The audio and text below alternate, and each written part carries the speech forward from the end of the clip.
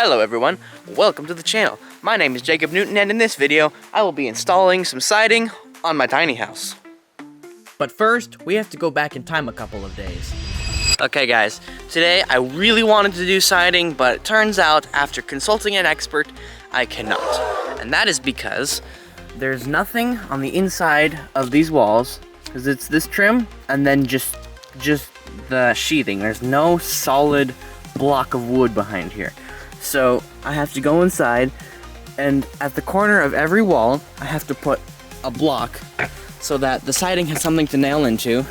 And then at the top of all of the trim, I have to install this stuff, which is a drip. I forget what it's called, but it starts with drip. And it basically, you install onto here so that any water that runs along the house behind the siding will go like this, and then because it's a solid piece of metal, it'll go around it and not go behind it. So I have a bit to do before I am actually able to install siding. So wish me luck, let's get started. The first thing I had to do was measure out the length over the wheel well. 78, that's really easy. After I had my measurement, I marked it out on the drip flashing with my tape measure and a permanent marker.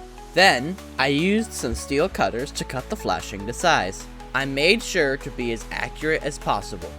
After it was cut, I tested to make sure it would fit over the wheel well, and it did. So, I began nailing it in with the hammer and some nails.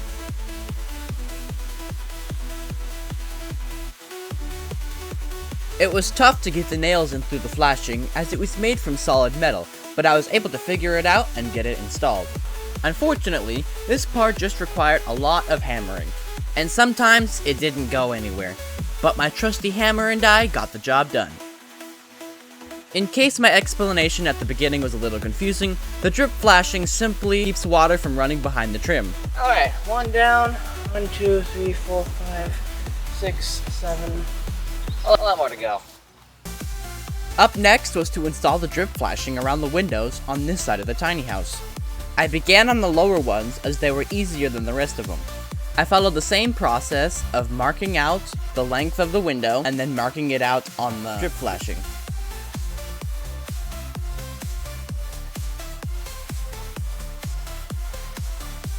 Pretty soon, I had to use the same metal cutters to cut the flashing to the right size.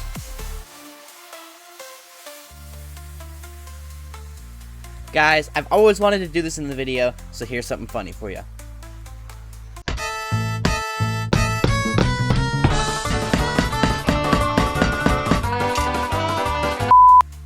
I know that it's funny for absolutely no reason, but that's why I do it.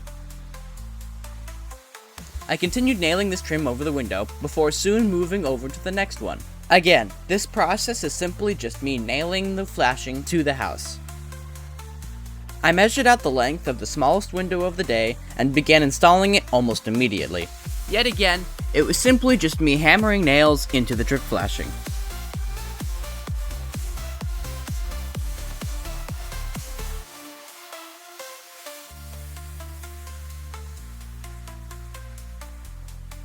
Next in line were the upper windows. These windows required me to climb to the top of an already tall ladder, which helps illustrate how tall the tiny house actually is. Me and my hammer were best friends while installing the flashing. You could say we nailed it.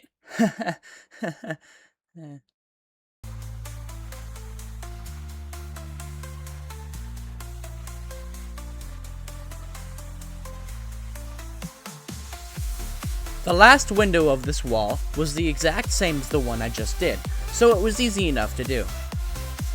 Again, I marked out where it needed to be cut and cut them with metal cutters. It was then brought up and installed the same as the previous ones.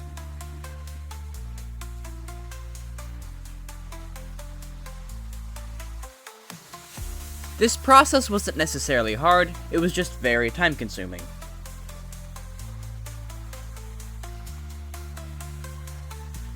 As I had very few nails left, I had to search through my extras to find some more. I was now reloaded and ready to take aim at the flashing. Because this piece was a little bit larger than the rest of them, I had to perform the first half on one side of the ladder, and then move the ladder again, so I finished the other half. The last thing I did for the day was install the flashing over this window. I was able to do it all without moving the ladder, as it was small enough for me to reach the entire thing. I'll say that this is a great start, as I got a bunch of prep done, and soon I'll be able to begin installing the siding.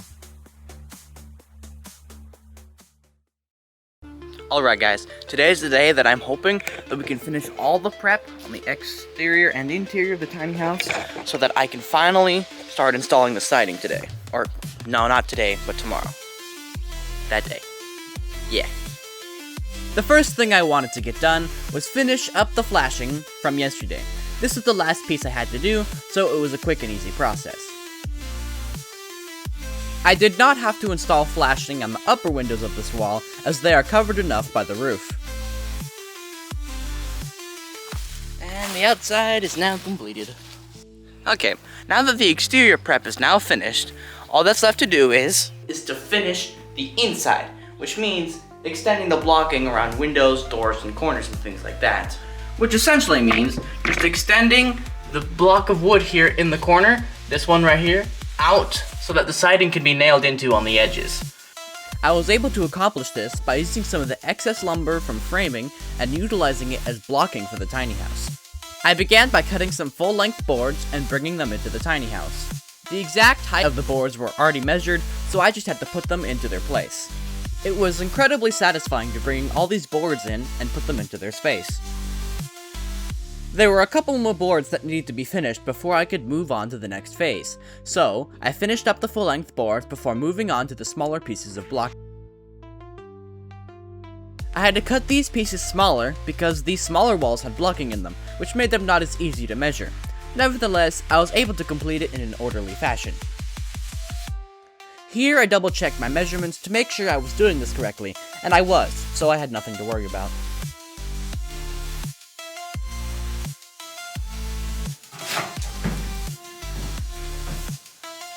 Down here, it's all good. Now, up there, in the loft, right there, in that corner, because there's nothing to nail into in there.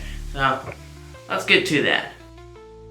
The blocking in the loft was a bit tricky to do, as I had to angle the cut on the block to line up with the slope of the roof. Perfecto. But, as you can see, there were no issues that I encountered.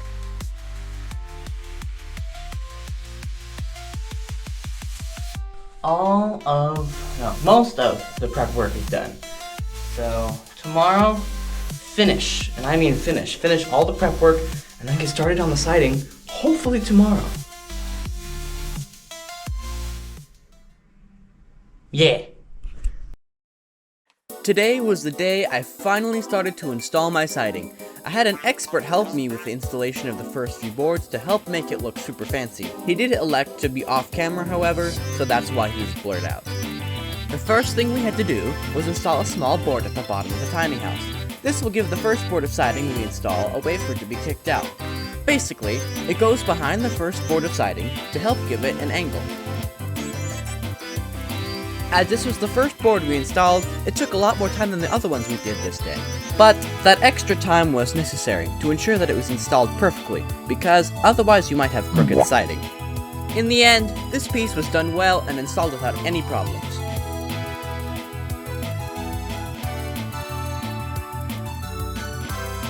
After this piece was attached to the house, we had to put some primer on the piece to help protect it from any rain or weather that might damage the house. Painting primer on these boards is actually a time-consuming process, as it's basically protective paint, but it is required to make sure everything lasts a long time.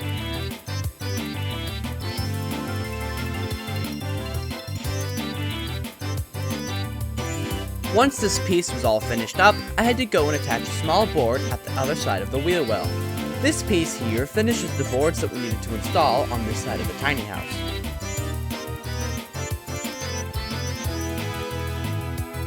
Next, we had to cut some longer pieces for the other walls that still needed them. Because the sheets of siding are 16 feet long, I stood at the back and pushed the siding, while the expert guided them to make sure that they were cut perfectly. Installing this one was a breeze, as we now had the experience of the previous ones to make the process much smoother. We did have trouble with the nail gun failing to load, but we fixed that later. Afterwards, I put primer onto the board. I used my paintbrush and covered the exposed siding with a generous amount of primer to ensure that it was weathertight.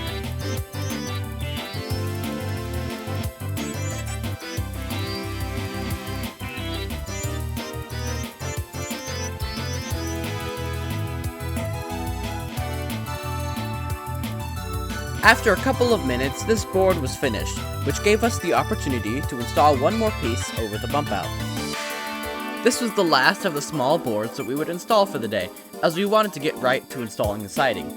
We nailed this one in and then applied the protection from the primer. These were the last few finishing touches before we began installing the siding. This was it. The siding installation had begun. There was nothing in our way now, so we were able to quickly get some siding onto the tiny house. Once we had our tools, it was smooth sailing for the rest of the installation. You can see that as we are nailing this board in, we are using tape measures. The reason we did this was to check if the siding was being installed as flat as possible. Up next, we cut some more siding into the right size. This was to be installed on the other side of the wheel well. After it met our requirements, we put some primer on it and then got right to attaching it to the house.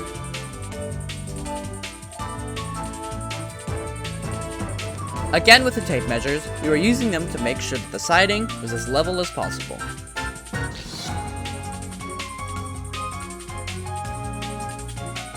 Next up, we fastened another board to the tiny house. This one went by much quicker as we had a tool to help stabilize it. Right here, I messed up the nailing. It wasn't bad, it just needed to be taken out and redone.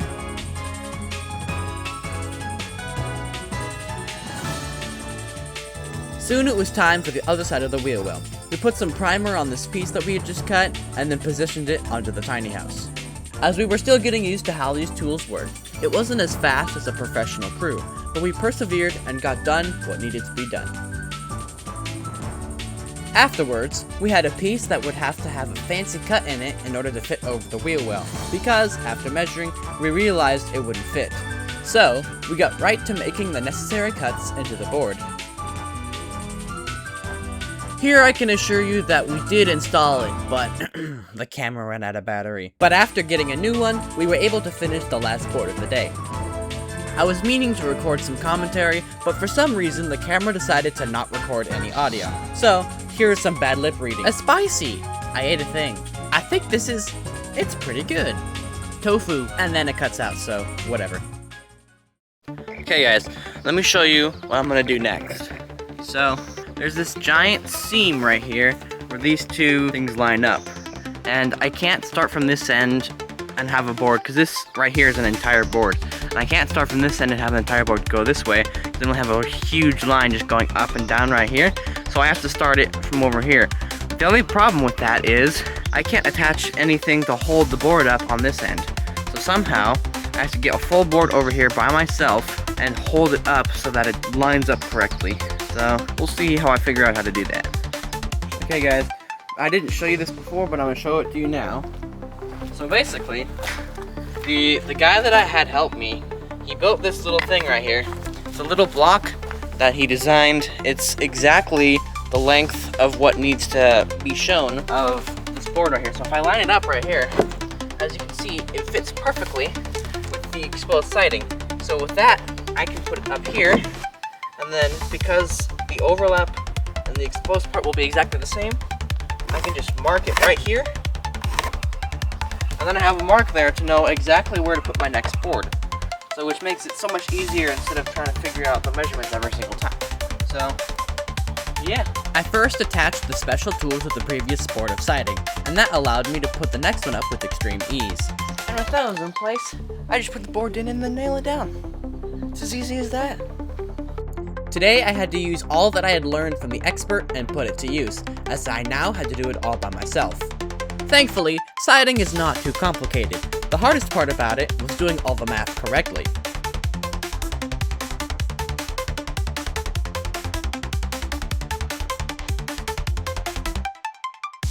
This next piece was much smaller than the other one, which made it much easier to install. The smaller ones require less nailing, setup, and less time, which all contribute to a faster installation. I'm glad that I had a level, because it allowed me to check if I had mounted the boards correctly. I'm also glad that I had a nail gun. Doing this all by hand would be incredibly difficult. I continued the process of measuring, cutting, and nailing to install this next board.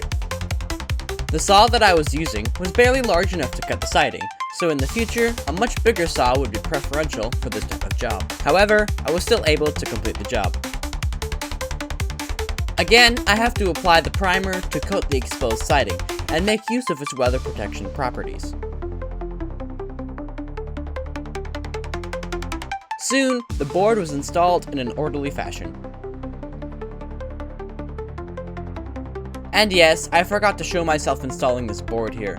As a token of my forgiveness, please accept this picture of a cat.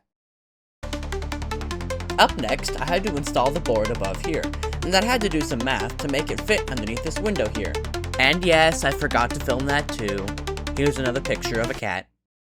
Okay, I did my math, and here's what the measurements look like. So, this board right here, you have this mark right here, which is where I'm going to cut across, and then this right here is where I need to stop, and then I need to cut this with a circular saw. So we have this notch here, so that it can fit underneath that window over there. So, let's do that. I used the table saw to make that long cut that I first showed. While I might not always wear safety glasses, it is always recommended to wear safety glasses.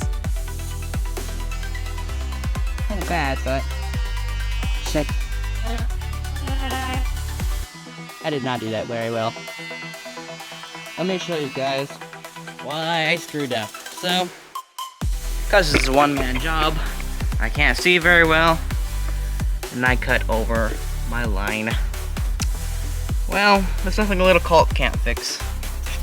But, it just looks ugly for now. Oh well, it's not too bad. If I cut like an entire 3 inches in, then it would be ruined, but this is only like 1/4 of an inch, so it doesn't really matter. It just looks ugly right now. So once it gets caulked and painted on and stuff like that, it won't matter. Let's install it. Ladies and gentlemen, I cut the wrong piece. The wrong marking. The piece that I marked to not be cut off, I cut off. So now I have a piece that should fit, and it, well, isn't attached to anything, so now I can't use that board. Well, I suppose I could have it come right to here, and then you just make this the hard cuts. Yeah, okay, let's do that. At least I saved the piece, but not what I had planned. So, oh well. Thankfully in construction, there is leniency to any mistakes that you made, so I was able to fix the one mistake I made, even though it cost me a little bit of siding. It just meant that the next one I had to cut was a lot more complicated.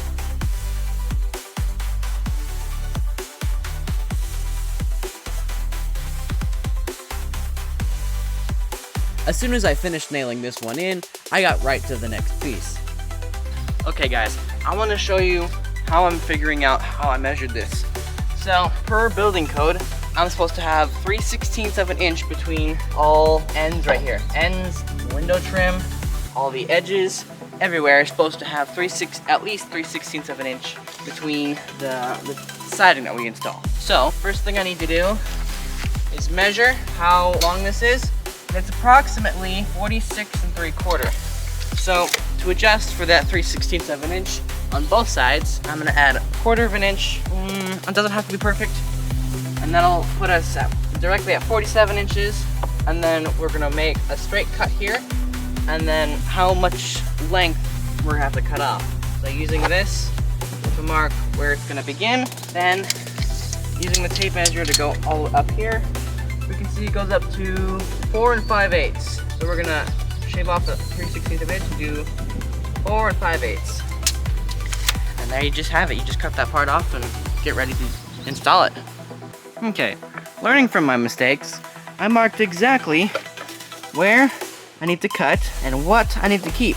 And these are 2 lines right here because I mismeasured because these 2 are 2 different lengths. So this is like taller than this one. I can't flip this over, and I had it marked on the wrong side. So I had to flip it over, and I have to cut right here and then leave this whole part, including this line over here. Yeah. Once I had my measurements all marked out, I had to cut along the correct line, as if I had missed again, I would not be able to recycle this board later on. Thankfully, I learned from my mistakes and I did cut it correctly this time. Before I moved on to cutting the next piece, I tested it to make sure it fit, and it was basically perfect. So, I was confident enough to move forward to the next complicated cut. I made sure to check all my measurements before cutting, so it would turn out beautifully.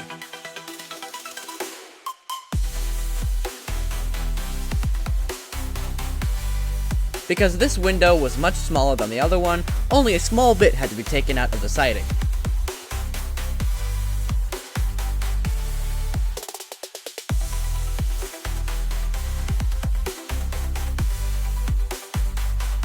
I was happy with my work, so I applied some primer before finally installing it. This primer was so incredibly important to this build, as it helps protect any of the exposed cuts that I had made.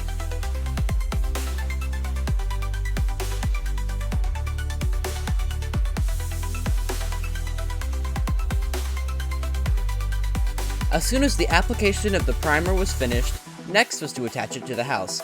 It followed the same formula as before. I lined it up, leveled it, and nailed it.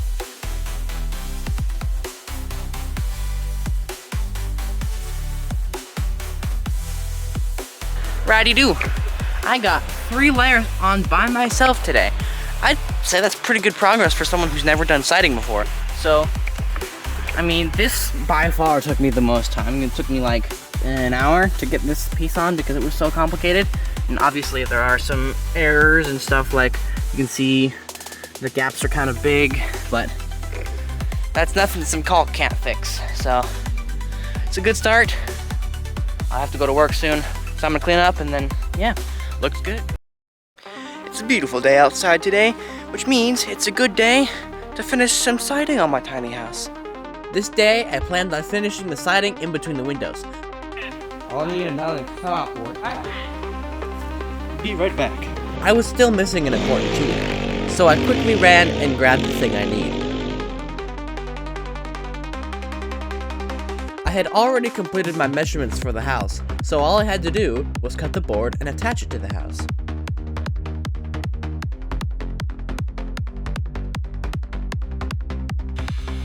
Let's attach it to the house.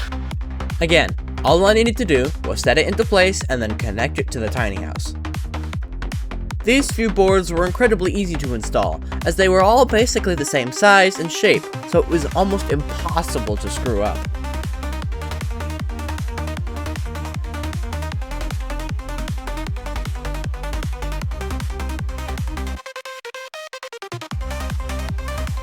This was the point where I realized that I would no longer be able to attach these pieces standing like this. I knew that I would soon need a ladder to reach the uppermost parts of the tiny house. So I grabbed one, set it up, and got ready for the next piece of siding. Because all of the pieces were basically the same, I soon had found a rhythm that allowed me to quickly connect siding to my tiny house. Once this board was cut, I applied some primer onto it before moving forwards. I was making quick and steady progress, which allowed me to rapidly see the fruits of my labor.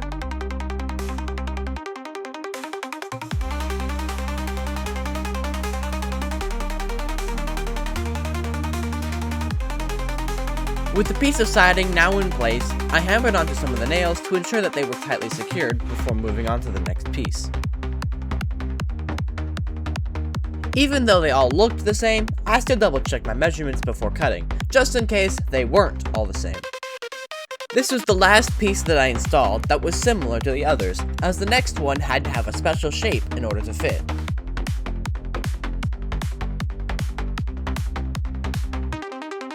Once this board was finished, I measured to check if the same shape would fit, and it would not. So, I had to measure and cut a special shape so it could be attached to the tiny house and look great.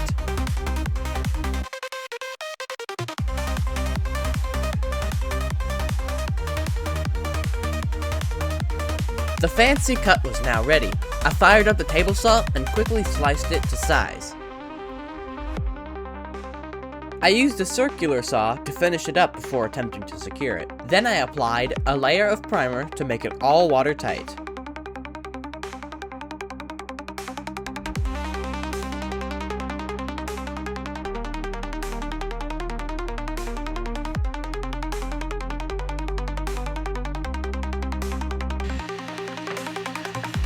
Random awkwardly cut piece, finished. Now let's make sure it fits. 'Cause if it doesn't fit, we are in a lot of trouble. As soon as I had tested it, I saw that it fit perfectly, so I got right to work attaching it to the tiny house. Right after I checked to make sure it was straight, I nailed the piece into place.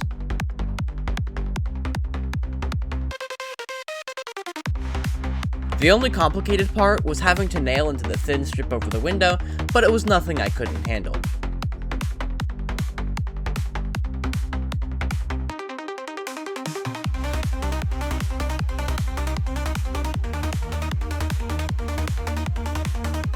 Okay guys, I want to show you what I did in like an hour and a half, how good it looks. So, in between these two windows, I put all the siding that was necessary for both of these windows. So here, so 5 different pieces that I installed today, including this piece right here. So it is small and will be completely covered up by the next piece that will be going on here, but I had to because that's the way that the regulations and the rules all work and stuff like that. So it fits good, but it does look a little weird right now. It doesn't matter, it'll be completely covered up by the next piece going on top, so it's fine. Okay guys, editor Jacob here, and unfortunately there is so much footage that I have filmed installing the siding on my tiny house that it is impossible to get it all in one video. So the video is going to be cut short here, but be sure to be on the lookout for more videos in the future, because they will be happening. Thank you so much for watching. If you enjoyed this video, be sure to like and subscribe, and I will see you next time.